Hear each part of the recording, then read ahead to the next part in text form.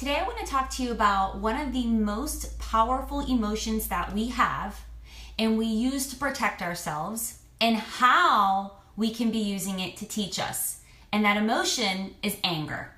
For those that don't know me, my name is Shannon Wooten, and I am a lifestyle infertility specialist. And I help women who feel disconnected from their bodies heal by owning infertility sucks, you do not.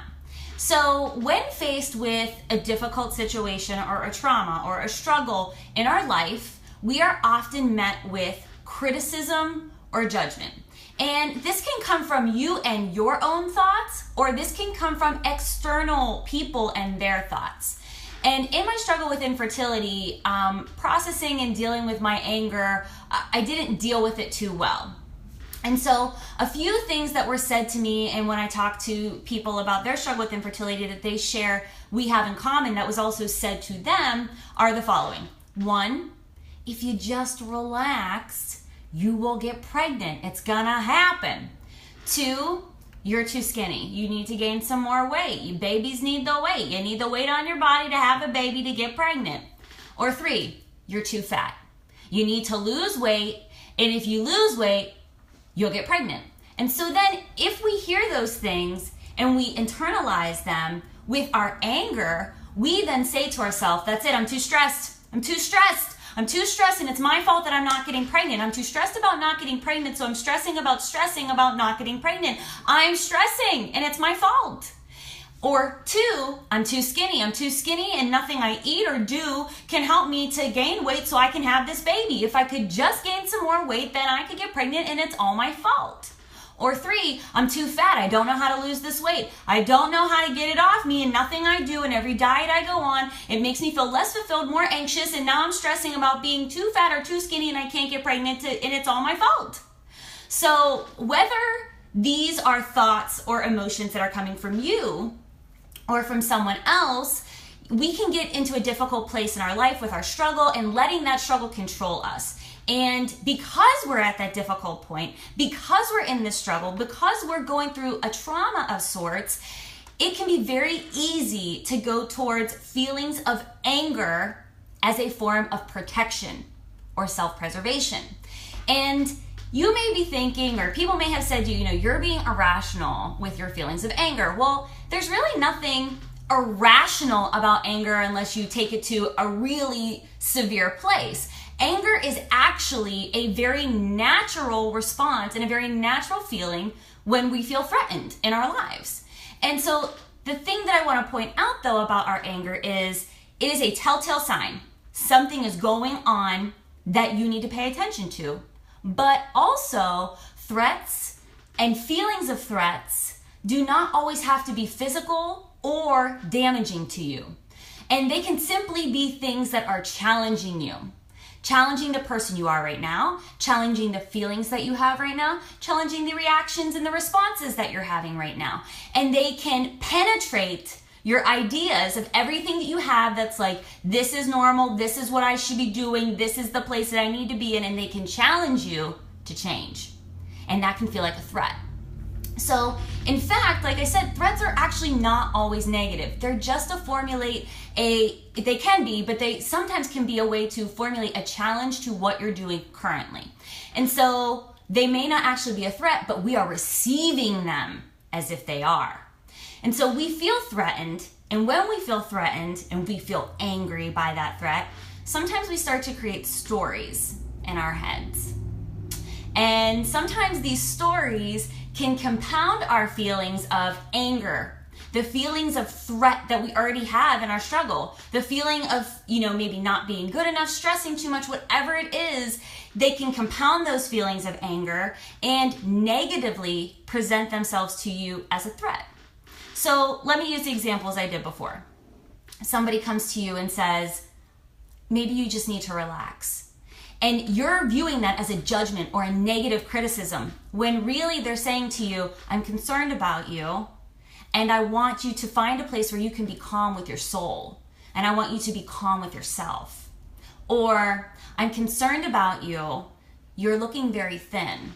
The stress could be weighing on you negatively. Have you thought about that? Or, I'm concerned about you, you seem to have gained more weight in the past few months. Are you eating things that are unhealthy for you? Are you using food as a coping mechanism? So when we are in a place where we're able to receive criticism and judgment in a way that could perhaps be helpful to us, it changes our perception. When we're constantly on the defense and we're constantly angry, we receive anger as a threat because we want to protect ourselves. We want to protect this thing. If you've ever watched any of my videos before, our infertility and our struggle, our hurt, our pain becomes this thing that we hold very close to our chest. And we want to nurture it and we want to protect it, and we are fierce about it.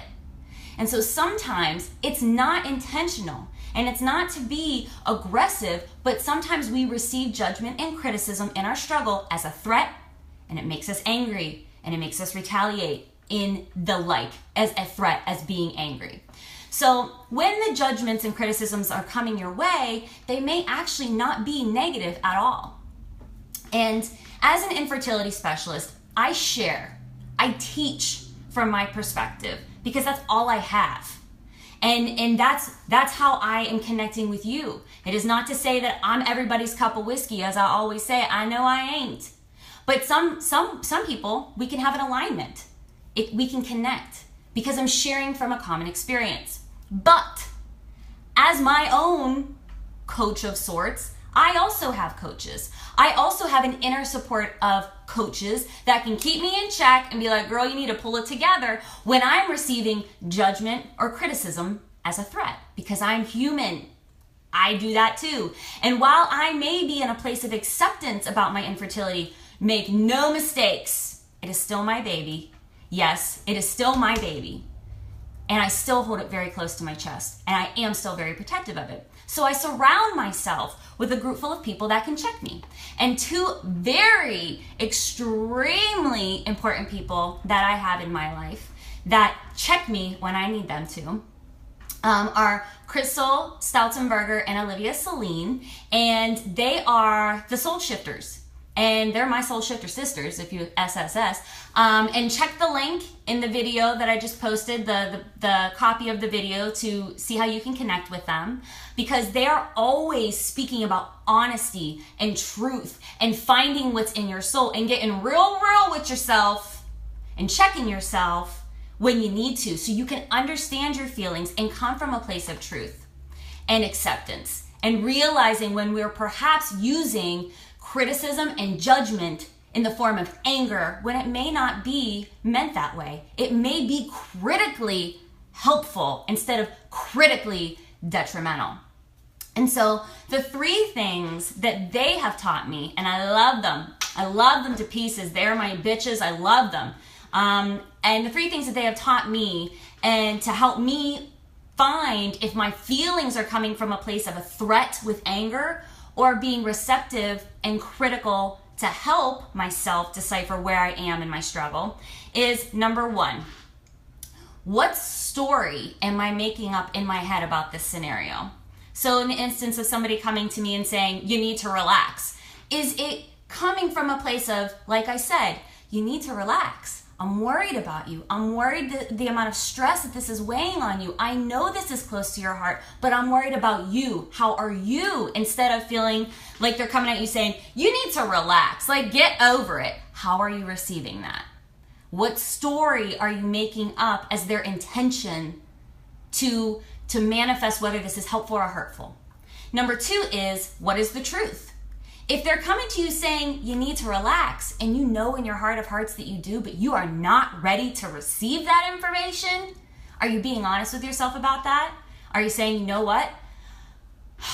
I do need to relax. I do need to lay off myself. I do need to love myself more. This is tearing me apart. And I am being aggressive at them for telling me that. Or are you receiving it well? And you're taking it to heart, knowing that it comes from a loving place. And number three is, what do I need to learn?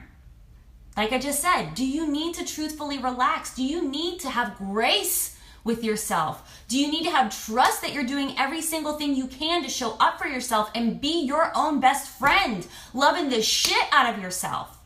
How we receive our messaging, our judgments, our criticisms, when we're in a place that comes from hurt and anger and feeling threatened and protecting this thing that we hold so very near and dear and we cannot stand to have it be hurt again is very, very important, because we could be receiving the judgment and criticism as negative when it's really meant to be positive. So the 3 questions are so helpful to deciphering if your anger is truly a response to somebody being threatening to you. Or am I angry because I already feel threatened in my struggle? I already feel hurt. And I want to protect this thing so bad that I will do anything. I will attack anybody to do it. And we both know that's not a pretty place. That ain't cute, boo. It ain't. You know, I'll keep it real with you. I've done it. I did it for 4 years. I pushed everybody away and I was angry all the fucking time. And it did me no good and it hurt my heart and it ate my soul. And it got me to a place where at the end of it, I realized I was reacting from a place of self-preservation. I wasn't reacting from a place of thinking, is this critically helpful or is it critically hurtful? So thank you for signing on. Throw me some love if you like this video. Throw me some comments below. Hop on over to the Soul Shifters and check out Olivia and Crystal and see if they could be helpful to opening up your soul as well. Throw me some likes again and throw me some comments. I'll get back to you. Otherwise, jump on in. Infertility sucks, you don't. This, as always, is where this conversation spawned from all of my lovely ladies inside the group. I love you. A shout out to you. I'm so inspired by you always. If you're not in it, send me a friend request and we'll put you on in the group. Otherwise, be easy. Have a fantastic day. Do good things for yourself. Be honest with yourself. Be open to your soul. And know that infertility sucks, you don't. Peace. I love ya. Do good things this week. Bye.